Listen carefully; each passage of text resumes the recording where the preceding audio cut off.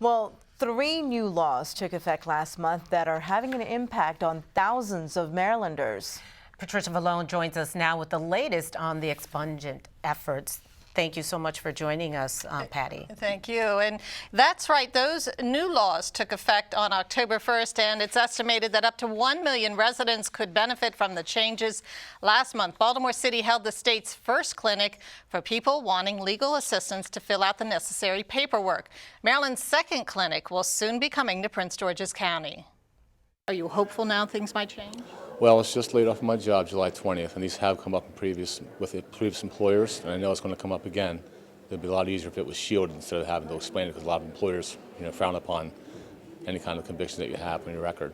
Todd Eller was one of 1,500 people that attended Maryland's first expungement clinic. He was trying to take advantage of the state's new SHIELD law, one of 3 enacted to give residents who have a criminal record a second chance at life. Shielding is different than expungement because expungement means complete obliteration of the offense, all evidence of the offense, all evidence of the charge, as if it never happened. But shielding, of course, is just removing it from the public view. Records eligible for expungement include infractions that are no longer crimes, such as marijuana possession or non-prosecuted cases. There are now also records that can be shielded from public view. We cover about 12 nonviolent offenses, non-domestic violence related, nonviolent related, things such as possession of CDS, regardless of what that CDS is, heroin, cocaine, marijuana, prostitution, misdemeanor theft, and similar things like that, malicious destruction possibly, rogue and vagabond. Prince George's will be holding the state's second expungement clinic on November 21st in Forest Heights. Mayor Jacqueline Goodall wants to get the word out to residents. When you have criminal records, it stops you many times from being able to get jobs. It stops you from getting housing in a lot of cases. It stops you from even being able to go to school. And so with decriminalization of a lot of drug charges, like marijuana, people need to just come and see if they can get their records expunged and begin to start a new life. Morrisley runs a restaurant called Food for Life in Suitland. Despite being a successful business owner, he says he's looking forward to getting a clean slate. I want to definitely clear my record. For the simple, I don't have any felonies or misdemeanors. However, I've been arrested before previously when I was younger, and I just want to get that off my record.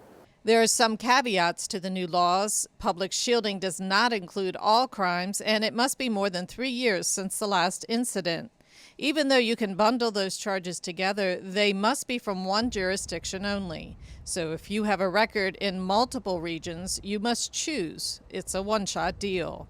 Those stipulations left a lot of people at the Baltimore clinic disappointed because they didn't qualify to have their records cleared.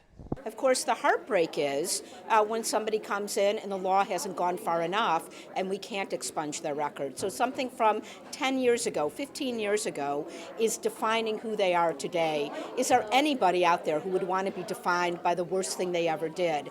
So I think it's really important for us to keep having these events, having these expungement and shielding clinics, but we also need to push our legislators to go much, much farther. We're barring wonderful people from getting in the workplace. And when we bar them, we are affecting their families, their neighborhoods, and their communities. Now, the next expungement clinic will be held on Saturday, November 21st from 10 a.m. to 2 p.m. at the town of Forest Heights Municipal Building. The address is 5508 Arapahoe Drive in Forest Heights. And for more information, you can call 301-839-1030. Now, another clinic is in the works for Montgomery County.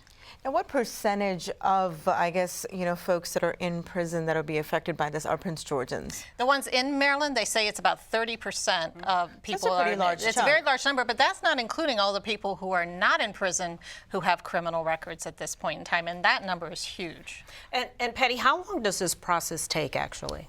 Well, once you fill out the paperwork, there's no guarantee that it will go through, but these people are there to help you fill the paperwork out, send it in, and they say they have up to 90 days to send it back to you and tell you yes or no. It will be expunged or it will be shielded.